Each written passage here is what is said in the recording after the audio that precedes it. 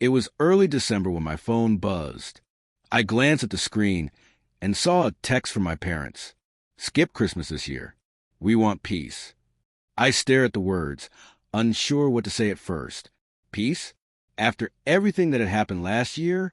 Last year's Christmas had been a disaster.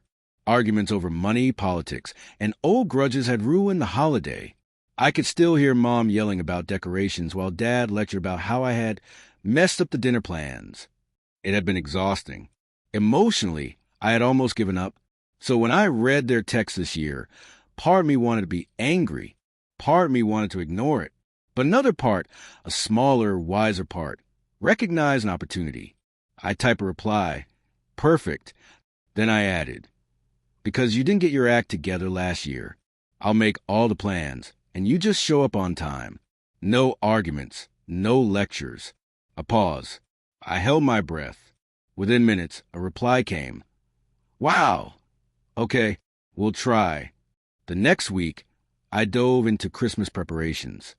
I planned a menu, organized decorations, and even booked a small rental cabin for the family.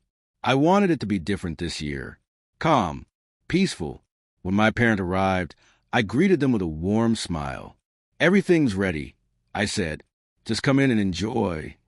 Dad looked around, impressed despite himself. Mom's eyes softened as she saw the effort I had put in. The first evening passed quietly, with laughter instead of yelling. No one brought up politics. No one argued about the dinner. We played board games, exchanged small gifts, and shared stories from the past year. I watched my parents smile in a way I hadn't seen for years. For the first time, I realized what they had meant by peace. It wasn't about skipping Christmas. It was about finally letting go of past grievances. By the second day, the tension had melted entirely. Dad hugged me unexpectedly. You did good, he said quietly. Mom added, we owe you an apology for last year. We shouldn't have let it get so out of hand. I smiled. It's okay. We're here now. That's what matters. On Christmas morning, I watched the snow fall outside the cabin windows. For the first time in a long time, I felt the warmth of family, not perfect, but real. Their earlier text no longer felt like a rejection.